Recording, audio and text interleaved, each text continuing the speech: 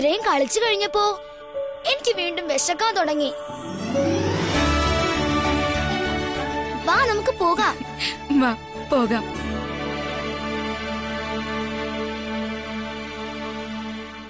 വീട്ടിലെത്തിയിട്ട് എനിക്ക് നിങ്ങളോട് കുറച്ച് കാര്യങ്ങൾ പറയാനുണ്ട്.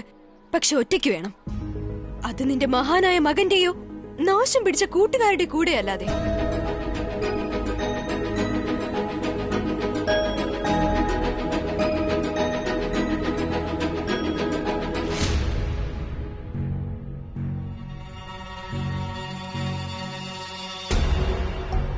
എന്താ പറയാനുള്ളതെന്ന് ചേട്ടത്തി പറഞ്ഞോളൂ.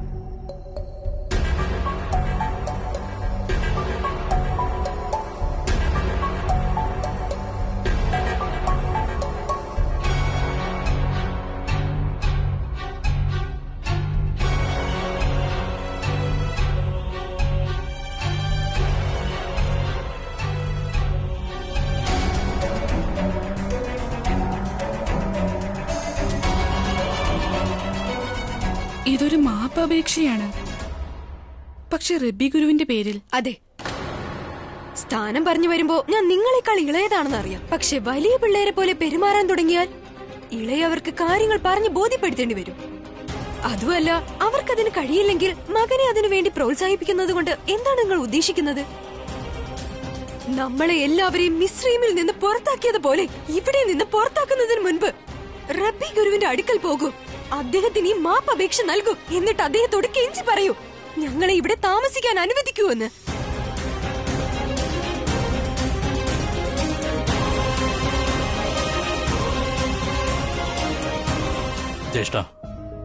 ജ്യേഷ്ഠൻ അറിയാമല്ലോ എനിക്ക് യേശുവിനെ എത്രത്തോളം ഇഷ്ടമാണെന്ന്.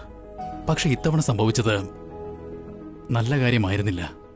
ഇന്ന് സംഭവിച്ചത് എന്താണെന്ന് വച്ചാൽ ജ്യേഷ്ഠൻ യേശുവിനെ തടയുന്നതിന് പകരം അവനെ പ്രോത്സാഹിപ്പിക്കുകയായിരുന്നു.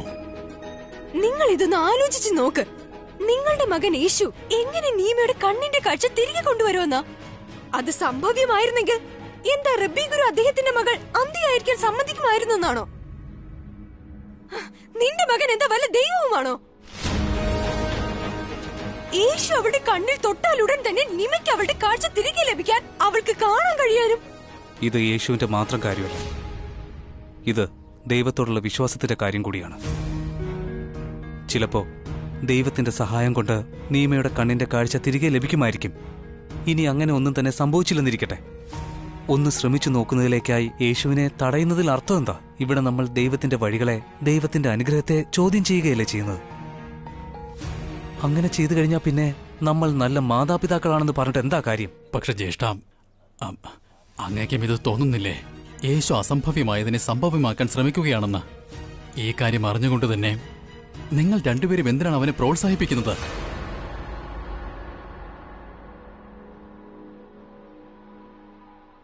ഞങ്ങൾ യേശുവിനെ ഒരിക്കലും ഒരു അത്ഭുതത്തിന് വേണ്ടി പ്രോത്സാഹിപ്പിച്ചിട്ടില്ല.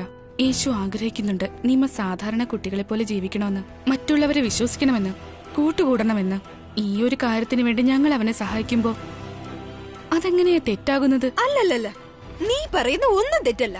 ഞാൻ പറയുന്നതൊക്കെയാണല്ലോ തെറ്റ്. ഞാനൊരു കാര്യം ചെയ്യാം, ഞാൻ തന്നെ റബ്ബി ഗുരുവിന്റെ അടുക്കൽ ചെല്ലാം. എന്നിട്ട് അദ്ദേഹത്തോട് പറയാം, ഞങ്ങൾ എല്ലാവരും ഈ ഗ്രാമം വിട്ട് പോവുകയാണെന്ന്. ഗ്രാമത്തിലുള്ള നാട്ടുകാർക്ക് മുന്നിൽ നാണം കെടുന്നതിനേക്കാൾ ഭേദം ഇതാവും. എന്തുകൊണ്ടാ ഏട്ടത്തി അങ്ങനെ ചിന്തിക്കുന്നത്? ആർക്കറിയാം, യേശുവിനൊപ്പം ചിലപ്പോൾ നമുക്കും ഇത് ദൈവത്തിന്റെ ഒരു പരീക്ഷണമാണെങ്കിലോ ഏട്ടത്തി. ഏട്ടത്തി, യേശു നിങ്ങൾക്കും മകനെ പോലെയല്ലേ? നമ്മുടെ മകന്റെ മേൽ നിങ്ങളും വിശ്വസിക്കൂ. യേശുവിനെ മാത്രമല്ല, ദൈവത്തിലും ഏട്ടത്തി വിശ്വസിക്കൂ. എന്നെ വിട്, പോട്ടെ. ഒരു ദിവസത്തെ കാര്യമല്ലേ. ഇവിടെ നടക്കുന്ന നാടകമെല്ലാം കഴിഞ്ഞ് ആളുകളെല്ലാം നമ്മളെ പരിഹസിച്ച് തുടങ്ങുമ്പോ അപ്പോ പിന്നെ ഞാൻ ആരും പറയുന്നത് കേൾക്കാൻ പോകുന്നില്ല. നിങ്ങളുടെ ജ്യേഷ്ഠൻ എന്താണ് പറയാനുള്ളത് അതൊക്കെ പറഞ്ഞോട്ടെ, എന്താണ് ചെയ്യാനുള്ളത് അതൊക്കെ ചെയ്തോട്ടെ. പക്ഷെ ഞാൻ എന്റെ മക്കളുമായി താമസിക്കാൻ മറ്റെവിടെയെങ്കിലും കണ്ടെത്തിയിരിക്കും. മാരിയോ,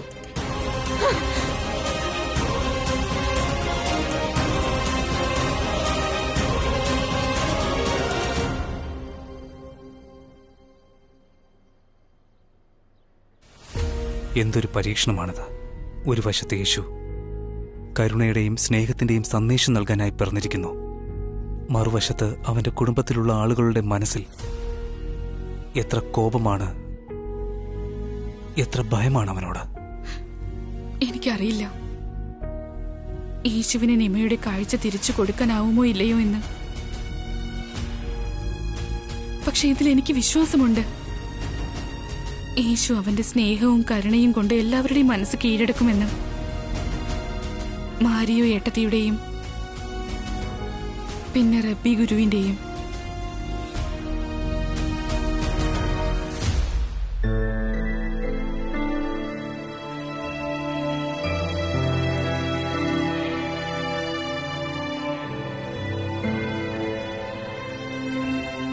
നീ ചെയ്തത് വലിയ അത്ഭുതം തന്നെ യേശു. ആ കിലുങ്ങുന്ന പന്തല്ലേ, അത് നമ്മുടെ കളി തന്നെ മാറ്റിമറിച്ചു. യേശു ജ്യേഷ്ഠ, എന്താ അങ്ങ് വിഷമിച്ചിരിക്കുന്നത്? നീമയുടെ കണ്ണുകൾക്ക് കാഴ്ച കിട്ടുമോ ഇല്ലയോ ഓർത്തിട്ടാണോ? അതെ, അന്ന് യേശു ജ്യേഷ്ഠൻ ദൈവത്തോട് പ്രാർത്ഥിച്ച് ജീവനെ ഉയർപ്പിച്ചതുപോലെ നീമയെയും ദൈവത്തിന് സുഖപ്പെടുത്താനാകും. എനിക്ക് നീമയുടെ കണ്ണുകൾക്ക് വേണ്ടി പ്രാർത്ഥിക്കാൻ മാത്രമേ കഴിയൂ, ചിരുവിന് വേണ്ടി ഞാൻ ചെയ്തതുപോലെ. പക്ഷെ നീമയുടെ ഉള്ളിൽ ഒരുപാട് ദേഷ്യമുണ്ട്. അവളുടെ പിതാവിനോടും പിന്നെ പരമപിതാവിനോടുമുള്ള ദേഷ്യം. പക്ഷെ അവൾ പരമപിതാവിനോടുള്ള ദേഷ്യമെല്ലാം മറന്ന് എല്ലാം അദ്ദേഹത്തിന് മുന്നിൽ നീമ അർപ്പിച്ചു കഴിഞ്ഞാൽ എങ്കിൽ എനിക്ക് നല്ല വിശ്വാസമുണ്ട് പരമപിതാവ് എന്തായാലും നമ്മുടെ നിയമയെ സഹായിച്ചിരിക്കുമെന്ന്, അവൾ എന്തായാലും അനുഗ്രഹിക്കുമെന്ന്. പക്ഷെ അത് എങ്ങനെ സംഭവിക്കാനാ യേശു? ഇത്രയും വർഷങ്ങളായുള്ള ദേഷ്യം ഒരു ദിവസം കൊണ്ട് എങ്ങനെ മറക്കാനാകും നീമ? എന്റെ അമ്മ എനിക്ക് എപ്പോഴും പരമപിതാവായ ദൈവത്തിന്റെ വിശ്വാസികളുടെ കഥ പറഞ്ഞു തന്നിട്ടുണ്ട്. ചെറിയമ്മ എന്താ പറഞ്ഞത്? അതായത് പരമപിതാവായ ദൈവത്തിന്റെ അനുഗ്രഹം നമുക്ക് ലഭിക്കാനായി വിശ്വാസികൾക്ക് ആദ്യം കുറച്ച് പരീക്ഷണങ്ങൾ നേരിടേണ്ടി വരും.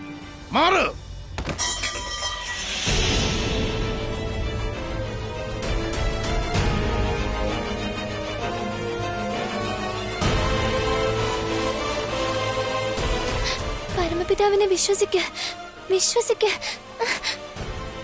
ദേശത്തെ സ്നേഹം കൊണ്ടും ദയ കൊണ്ടും നമുക്ക് അടക്കാൻ സാധിക്കും. വിശ്വസിക്ക നീ അങ്ങോട്ട് മാറി നിൽക്ക്. നീ പുന്നാരിച്ച് വഷളാക്കിയിരിക്കവളെ. നിന്റെ ഒരു പുന്നാരിക്കലും ലാളിക്കലും അവൾക്ക് യേശുവിനൊപ്പം കളിക്കണമെന്ന് പറഞ്ഞപ്പോ നീയും അവളോടൊപ്പം പോയല്ലേ? സമാധാനിക്ക് മോളെ, സമാധാനിക്ക്. ദേഷ്യം പിടിക്കരുത്.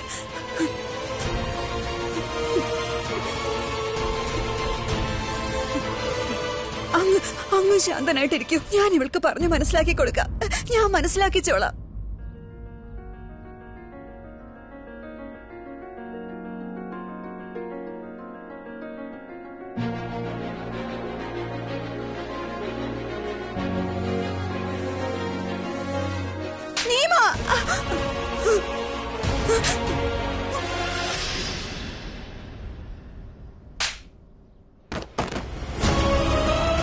ഇത്രയ്ക്ക് അഹങ്കാരമോ? ഇതൊക്കെ നീ ആ യേശുവിനെ കണ്ടുമുട്ടിയതിന്റെ ഫലമാണ്. അവനാണ് ഇവളെ എനിക്ക് നേരെ തിരിച്ചുവിട്ടത്. അതുകൊണ്ടാണ് ഇത്രയും അഹങ്കാരം കാണിക്കുന്നത്. അത് കുഴപ്പമില്ല. എത്ര വലിയ അഹങ്കാരമാണെങ്കിലും അത് തീർക്കാനുള്ള വഴി എനിക്കറിയാം.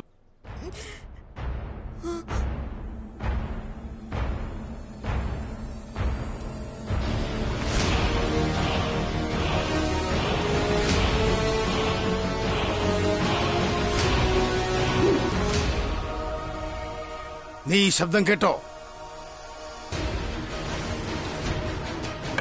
ഇനി നീ ഈ ശബ്ദം കേട്ടുകൊണ്ടേയിരിക്കും. ഇനിയും നീ ഈ ശബ്ദം കേട്ടുകൊണ്ടേയിരിക്കും, യേശുവിന്റെ നാമം മറക്കുന്നതുവരെ.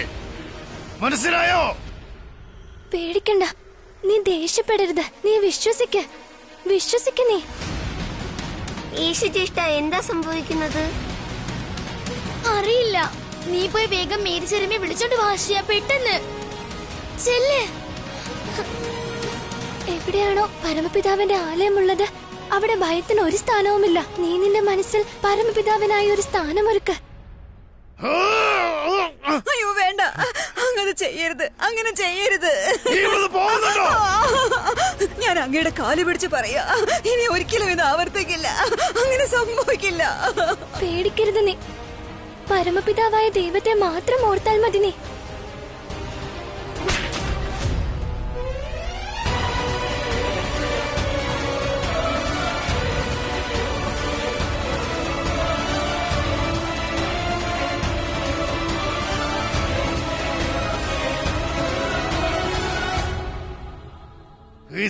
നിനക്ക് ധൈര്യമോ?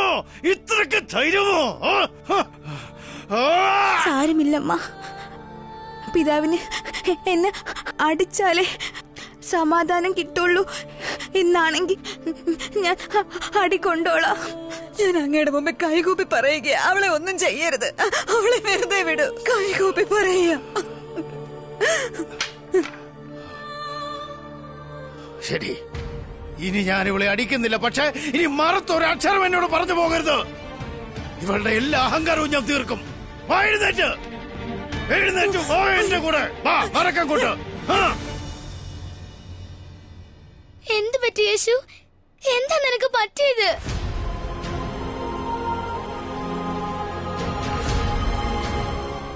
യേശു, യേശു, യേശു, എന്തു പറ്റി എന്റെ മോനെ? എന്തു പറ്റി മോനെ നിനക്ക്?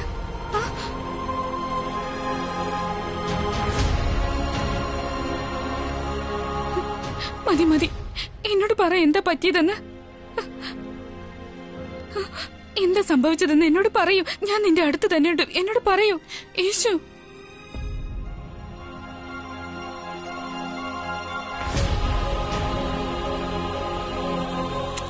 യേശു, എന്താ പറ്റിയത്? നീമ, എനിക്കിപ്പോൾ തന്നെ നീമയെ കാണണം. നീമ? യേശു,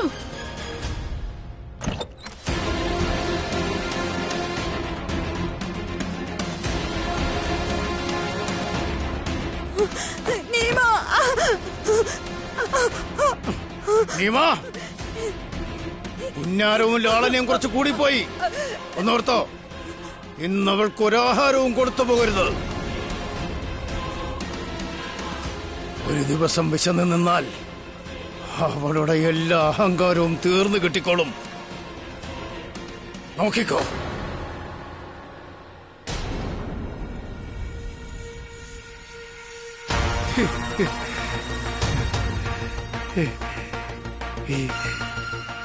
ഇന്ന് നിങ്ങളെല്ലാവരും കണ്ടതല്ലേ ഇവൾ വർദ്ധിച്ച ദേഷ്യം കൊണ്ട് എന്നെ പന്ത് വെച്ചെറിഞ്ഞത്, ദേഷ്യം കൊണ്ട് പന്ത് വെച്ചെറിഞ്ഞെന്നെ അപമാനിച്ചത്. ഒരു പിതാവെന്ന നിലയിൽ ഞാൻ ഇവളോട് അതങ്ങ് ക്ഷമിച്ചതായിരുന്നു. പക്ഷേ ദൈവം എനിക്കൊരു സന്ദേശം തന്നു. ഇവളുടെ പിതാവിനെയല്ല അപമാനിച്ചത്, ദൈവവുമായി നിങ്ങൾ സംസാരിക്കുന്ന ദൈവത്തിന്റെ ഒരു മാധ്യമത്തെയാണ് ഇവൾ അപമാനിച്ചതെന്ന്. ദൈവം എന്നോട് പറഞ്ഞത് ഇവളുടെ പാപത്തിന് പരിഹാരം ചെയ്യണമെന്നാണ്. എന്റെ പാപം മകൾ.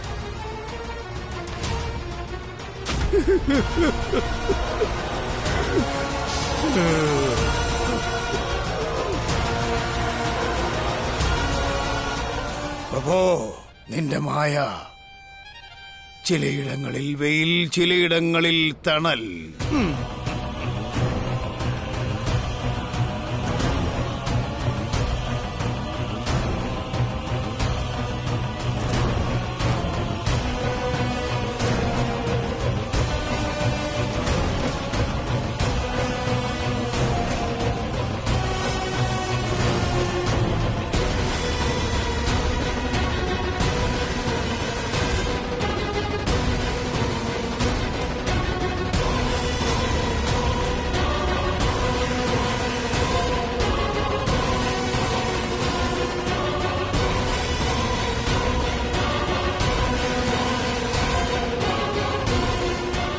എഴുന്നേറ്റ് നിൽക്ക.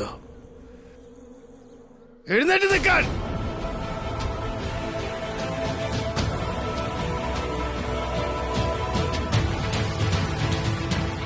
ഇത് തലയിൽ വെക്ക്. ഈ കല്ല് നിന്റെ തലയിൽ തന്നെ വെക്കണം. സൂര്യാസ്തമയം വരെ ഇങ്ങനെ തന്നെ നിൽക്കണം ഈ വെയിലത്ത്. മനസ്സിലായോ? ഓർത്തോ, ഇവളെ ഈ ദിവസം മുഴുവൻ ഈ വെയിലത്ത് വെള്ളവും ഭക്ഷണവും കൂടാതെ നിർത്തണം. എന്തെങ്കിലും ദയ നീ ഇവളോട് കാണിച്ചാലുണ്ടല്ലോ, രാത്രിയിൽ ഇവൾക്ക് ഭക്ഷണം കിട്ടാൻ പോകുന്നില്ല. നടക്കാൻ.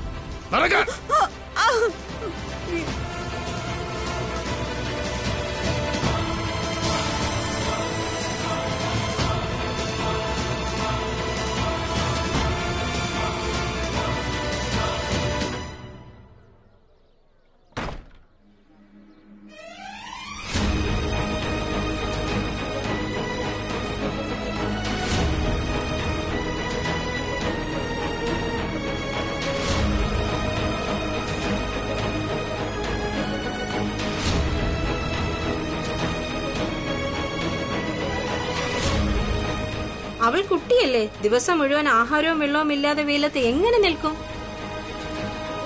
റബ്ബി ഗുരു എല്ലാവരോടും പറഞ്ഞതല്ലേ നീമ പ്രായശ്ചിത്തം ചെയ്യണമെന്ന്. പിന്നെ നമുക്കിതിൽ എന്ത് ചെയ്യാനാകും? യേശു, എനിക്കറിയാം നീ ഇവിടെ തന്നെ ഉണ്ടാകുമെന്ന്. എനിക്ക് ഇതേ പറയാനുള്ളൂ. എനിക്ക് ദേഷ്യം വരില്ല യേശു. എനിക്ക് വരില്ല ദേഷ്യം. എനിക്ക് വരില്ല യേശു, വരില്ല. എനിക്ക് വരില്ല ദേഷ്യം. എനിക്ക്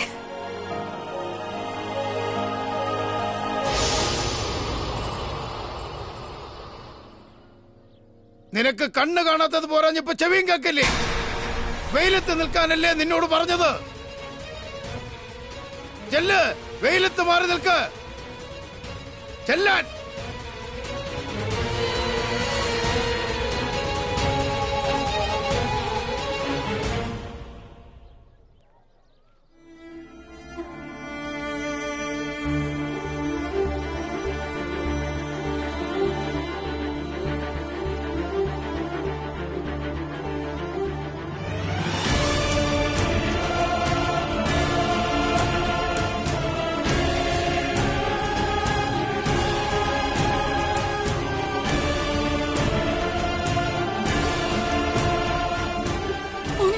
ചെയ്യുന്നത് അത് കളഞ്ഞേക്കൂ.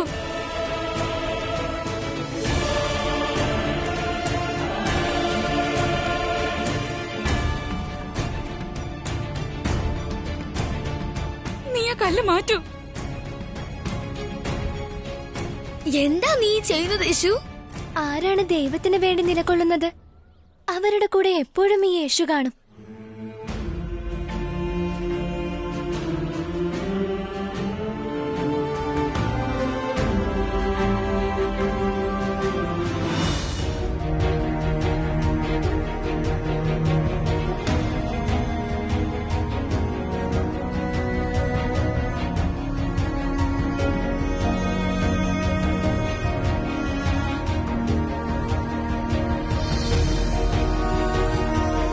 ഇനി ഇതുകൂടി കാണാൻ ബാക്കിയുണ്ടായിരുന്നു. യേശു നീമയ്ക്ക് ധൈര്യം കൊടുക്കുകയാണ്. വിഷമഘട്ടത്തിൽ ആരെങ്കിലും കൂടെയുണ്ടെങ്കിൽ ആ ചീത്ത സമയം ബുദ്ധിമുട്ടുകളില്ലാതെ പോകും.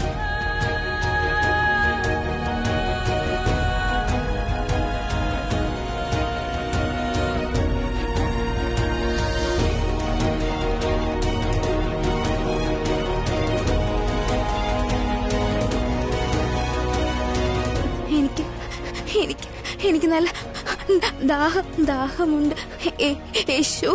എനിക്ക് നന്നായി ദാഹിക്കുന്നു. അതുപോലെ എനിക്കും. പക്ഷെ നീ വിഷമിക്കാതിരിക്കെ. പതുക്കെ പതുക്കെ ഈ വെയിലെല്ലാം മാറിപ്പോകും. അപ്പോൾ നിനക്ക് ഇത്രയും ദാഹിക്കില്ല. അതുവരെ നമുക്ക് വേറെന്തെങ്കിലും സംസാരിക്കാം. നീ എന്നോട് ഇത് പറയൂ, ആ സ്വരം കേൾക്കുന്ന പന്ത് നിനക്ക് ഇഷ്ടപ്പെട്ടോ?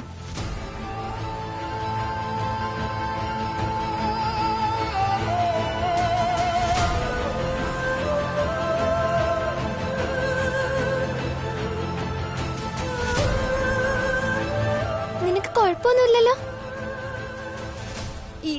യേശു, നീമയ്ക്ക് തല ഇറങ്ങുന്നുണ്ട്.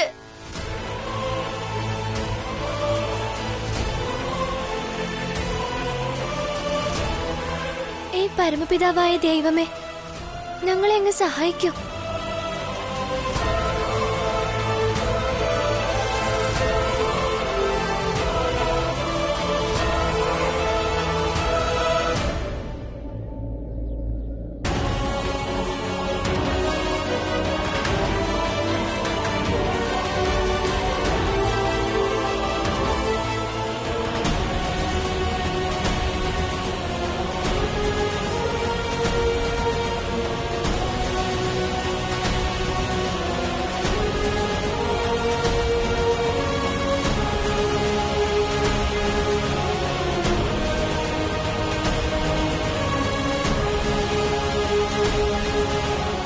അല്ല, ഈ കരിഞ്ഞ വെയിൽ മാറി എങ്ങനെ കാർമേഘം വന്നു?